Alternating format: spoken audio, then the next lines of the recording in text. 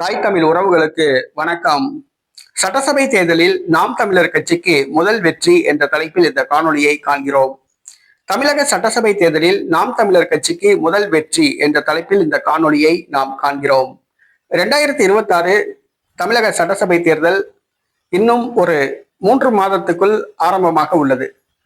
இந்த தேர்தலில் நாம் தமிழர் கட்சி தனித்து களமிறங்கியுள்ளது. இது 3வது சட்டசபை தேர்தல். நாம் தமிழர் கட்சி சந்திக்கும் 3வது சட்டசபை தேர்தல்.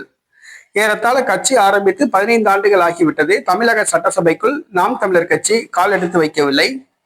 முதலாவதாக 2026 தமிழக சட்டசபை தேர்தலில் நாம் தமிழர் கட்சி சட்டசபைக்குள் கால் எடுத்து வைக்கும் என்று எதிர்பார்க்கப்படுகிறது.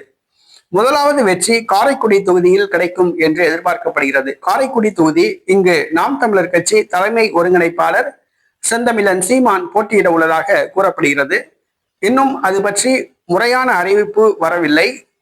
காரைக்குடி களம் நாம் தமிழர் கட்சிக்கு சாதகமாக உள்ளது. காரைக்குடி தொகுதி நாம் தமிழர் கட்சி தொண்டர்கள் ஏறத்தாழ 2 மாதத்துக்கு முன்பாகவே பிரச்சாரத்தை ஆரம்பித்து விட்டார்கள்.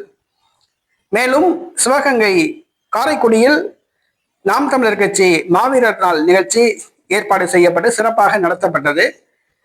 மேலும் பரமக்குடியில் செந்தமிழன் சீமான் அவர்கள் தேசிய தலைவர் பிரபாகரன் பிறந்தநாள் முன்னிட்டு குருதி கொடை முகாம் மற்றும் உரையாற்றினார்கள்.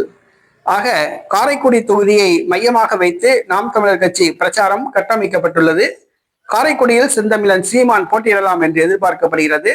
காரைக்குடி களம் நாம் தமிழர் கட்சிக்கு சாதகமாக உள்ளதாக அங்கிருந்து வரும் தகவல்கள் தெரிவிக்கின்றன. ஆகவே வருகிற சட்டசபை தேர்தலில் நாம் தமிழர் கட்சி காரைக்குடி தொகுதியில் உறுதியாக வெற்றி பெறும் என்று கருத்து கணிப்புகளும் தெரிவிக்கின்றன. நாம் தமிழர் கட்சி பெறும் முதலாவது வெற்றி. நாம் தமிழர் கட்சி தமிழக சட்டசபைக்குள் கால் எடுத்து வைக்கின்றது.